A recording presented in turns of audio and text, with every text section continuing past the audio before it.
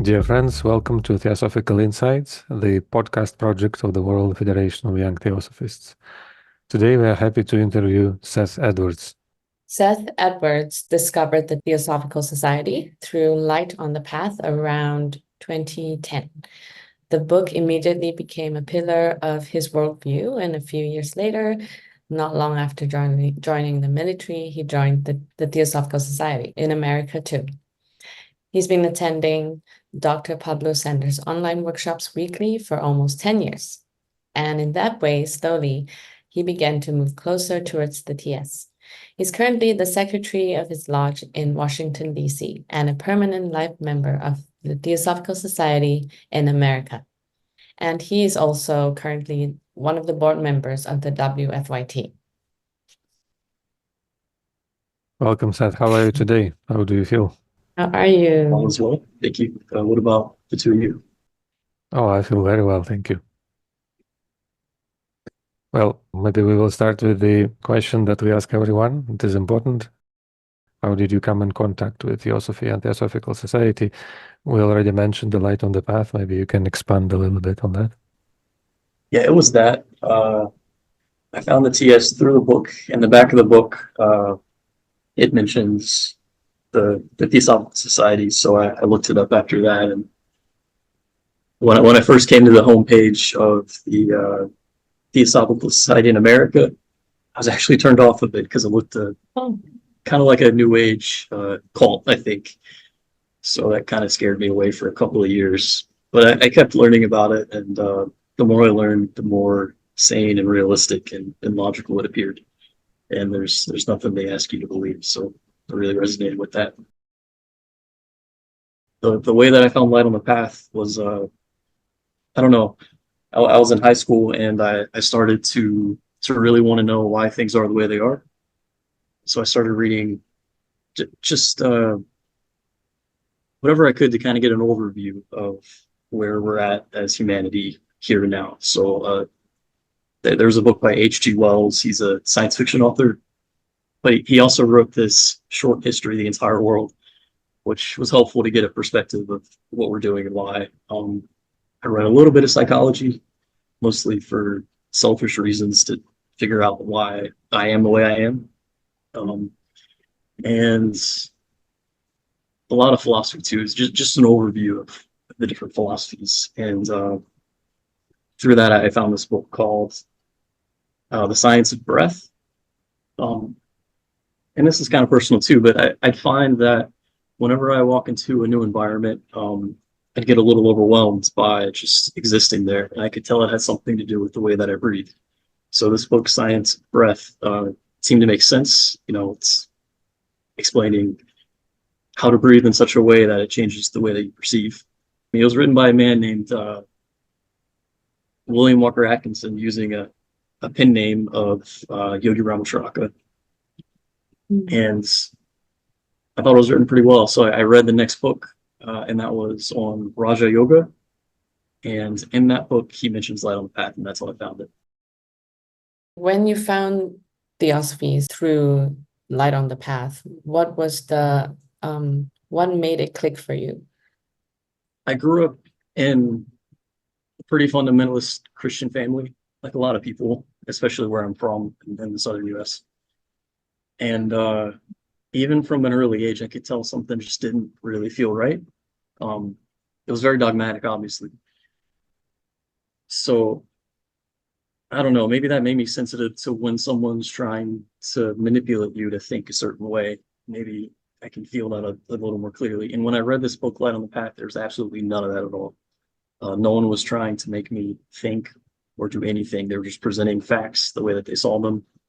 And I don't know, it seemed extremely logical and it just seemed true. Do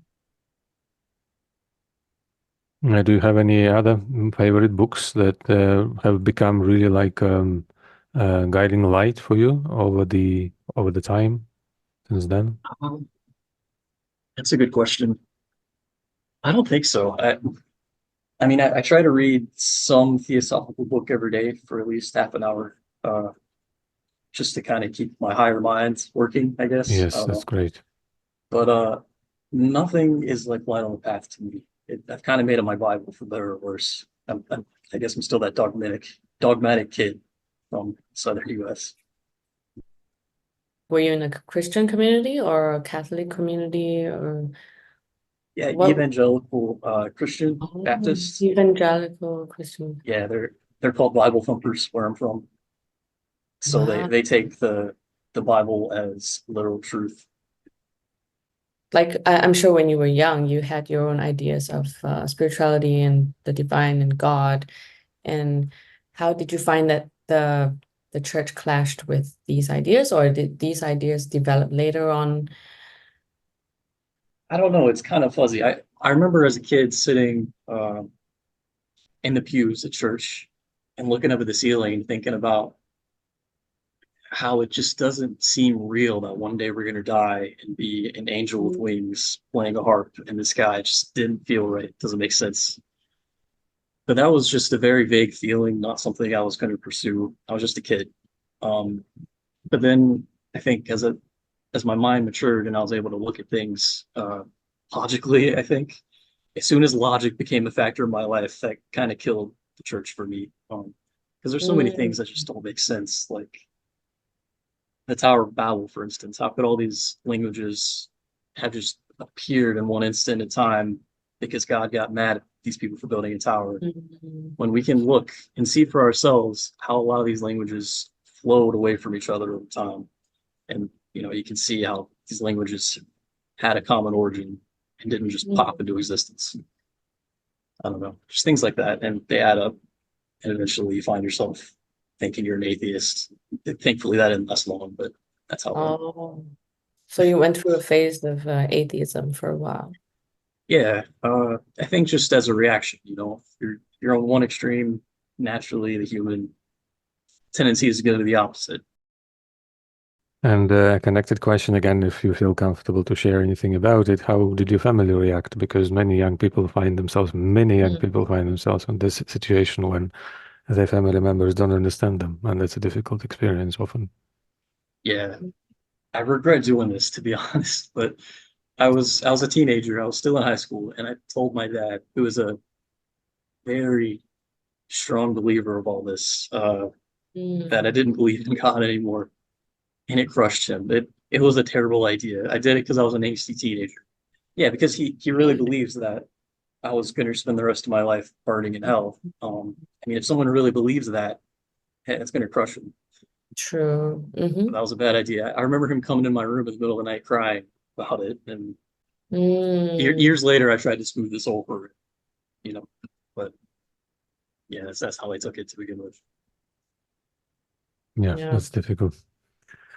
Did you have anyone to communicate with, to talk to in your environment and growing up and passing through all these stages of transformation of your view of the world? No, it's been pretty much on my own. Same as Oh. me. Well, I went through a phase of going to church and sort of well, I believed in Jesus and God and what the church told everyone, and everyone prayed in spoke in tongues, and then got really high on like that passionate love for God with like rock music and everything, in the live band playing. So like there was a lot of this charismatic kind of a lot of charismatic churches in Singapore as well. And well, I was in one, and I felt like a lot like I went through a phase where like I was kind of terrified by the thought that people who didn't believe in Jesus would go to hell. This is something that really terrified me. Yeah, but then so I can understand, but everyone goes through something a bit different. Same but different. I am curious about both of you. Scott, you said that you were alone through this most of the time too. I'm curious what that was like for you, and then Clover, I'm curious how it transformed from that kind of similar to me, that Christian background into the way that you see now, if you'd be willing to talk about it. Thank Got you it. for asking us. So, when I finished school, nine years at school, I went to college and I had to travel to Moscow on public transport. And I found myself in a position where I had some free time on my hand when I was traveling. And so I, for some inexplicable reason, just went and bought a book that is called Tao, about Taoism, Taoist tradition. And then after that, Buddhism. There's big volumes of compilation of things like the Tao Te Ching and Dhammapada and other texts. And I was reading them very happily. And since then, it was 1999, I think, I started getting deeper into these things. And I also came across The Secret Doctrine because it's the book that is very widely published in Russia. Many shops have it. And I was carried away completely, but I couldn't, stop reading. So, and then nobody was into this in my environment, none of my friends, nor my family. So for, I think, maybe 7 years or so, I was completely alone. Then I started finding some people I communicated with, and I became a part of the group. That was not really a very good experience for me, but it was new and it was interesting. So I was like looking at them, trying to understand the nature of the group and the relationship. It was my first time when I actually found the people who were near me, physically, with whom I could communicate about these things and who at least were looking for the same things that I was looking for in their own way. So, and also I had experience in my romantic life that also was more or less like that. It's I think that's an actual very great necessity for us to be able to communicate these things because, of course, people are different. Some are more okay on their own, some are less okay on their own, but some communication is so necessary. So this things that we have today, like Zoom, video conference capacity, and other things, they really open a lot of channels for people to find each other, to have this relief of communicating. Yes, and since then, well, last 5 years, 4 years, it's been actually the opposite. It's been complete involvement, a very intense experience, and I enjoy it a lot, I have to say. I really value this atmosphere and this Theosophical family. It's wonderful. So Yeah, that's to be part of this community is quite miraculous. I would say, like, because for me, yeah, I was in like even my preschool was a Christian preschool, so I kind of I don't remember not believing in God, because I think ever since I could remember, like from I think 3 or 4 years old onwards, yeah, like because of my preschool environment, like I already sort of came into contact with Christian ideas and all that. But then I kind of wasn't that interested in it for a long time. But then later on in school, like in my teenage years, I got into church again because of my friends.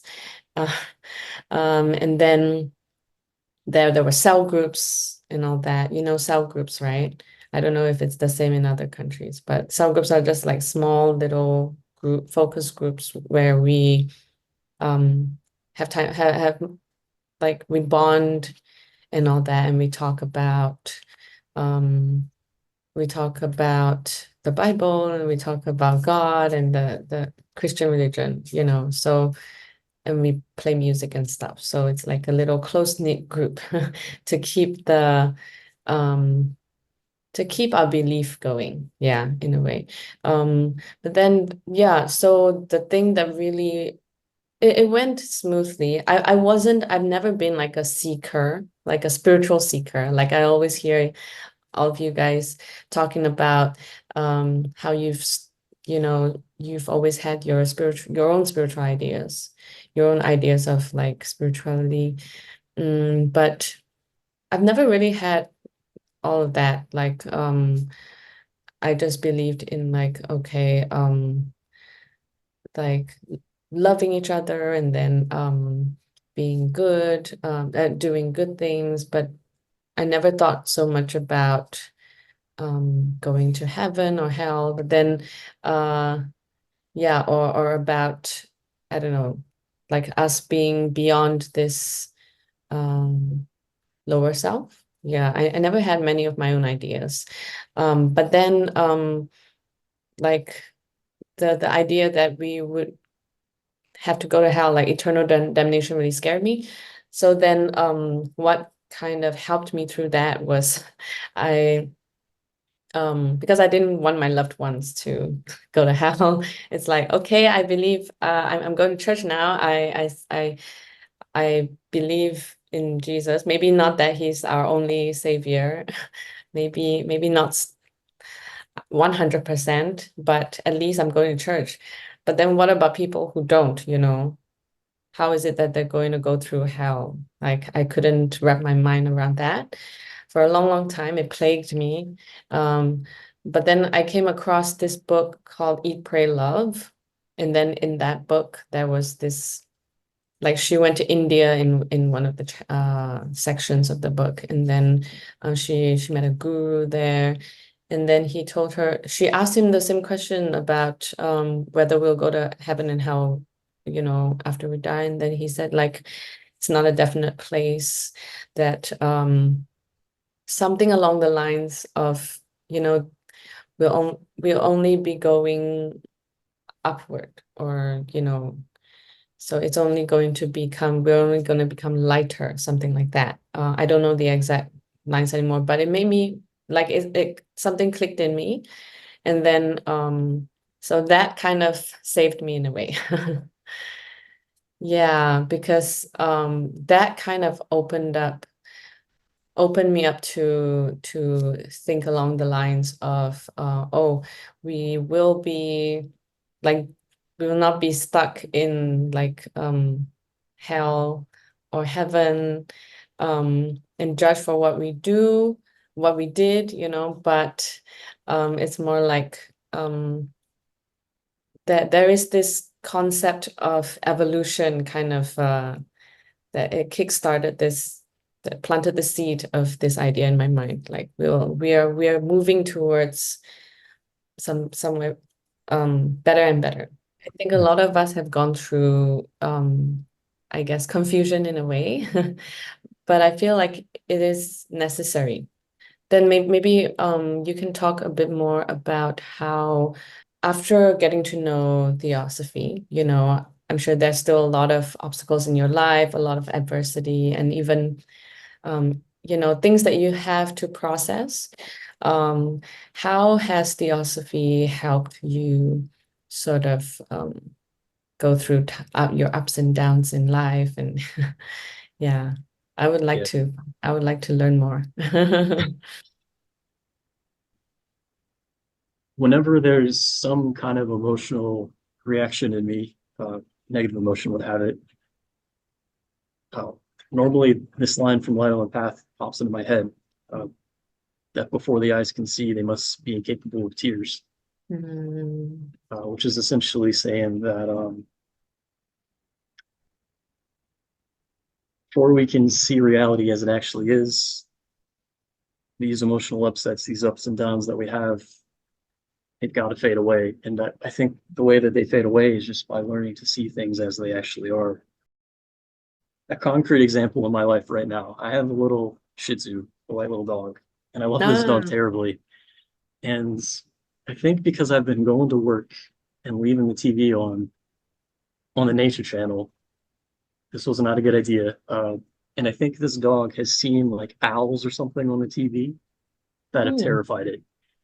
And now this dog is having a full-on panic attack. It's like jumping inside the dryer, it's jumping on top of shelves and just shaking. I've never seen this dog shake like that for hours at a time. And it's really sad. And so I got home the other day and this dog was on top of a shelf that's like half my height, and it's a tiny little dog. So if this tiny little dog, who was now on top of the shelf because she was terrified, were to jump off before I got home, she would have broken her leg.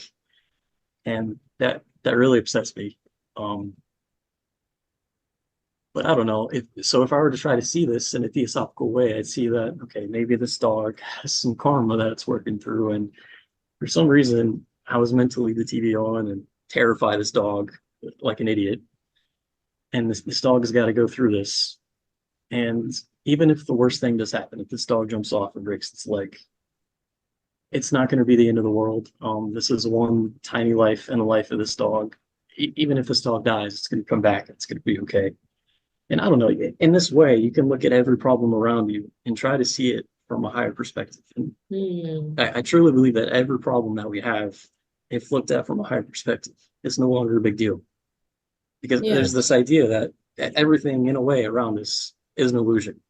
And the only thing that's real is this thing that's observing inside of us. And that thing's never going to go away. It's never even going to regress. It's just going to keep evolving and growing. And if we truly believe that, how could anything bad happen? I think I read that for dogs, the affection and the attention and the emotions of the master, as important at least as the physical factors in their life. So you can really, I think, fix the situation with loving kindness and affection, and to a big extent. And I wanted to come back for a moment to the voice, to the light on the path. So it's a small book, right? But you mentioned that it has been the source of inspiration for many years now. So how does it work? Do you read it regularly? Do you learn it by heart and recite? How do you work with it? Yeah, for a year or two, I would mentally in my head while I was driving to work, go through every rule. There's 42 rules, 2 sets of 21 rules.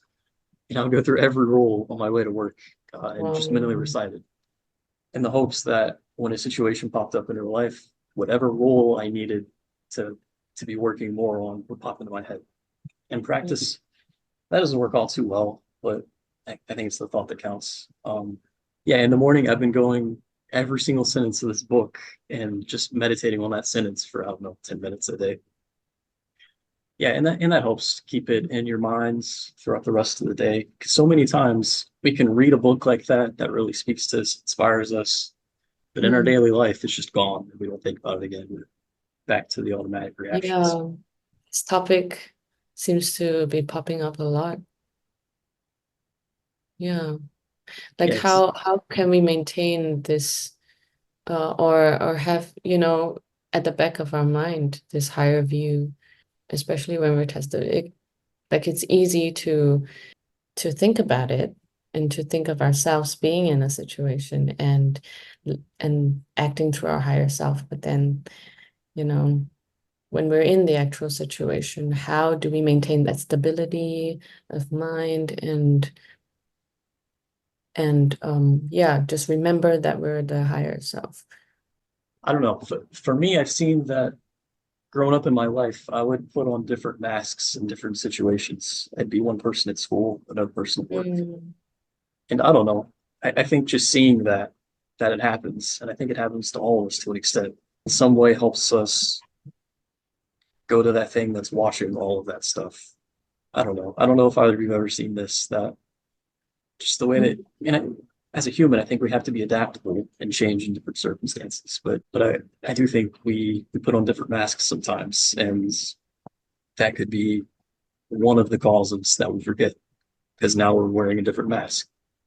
So you talked about how you face some situations in life, and hopefully not the actual reading of the book, but reflecting rather, that right? Meditating on the ideas in the book can give us the ability to pass through these situations in a better way.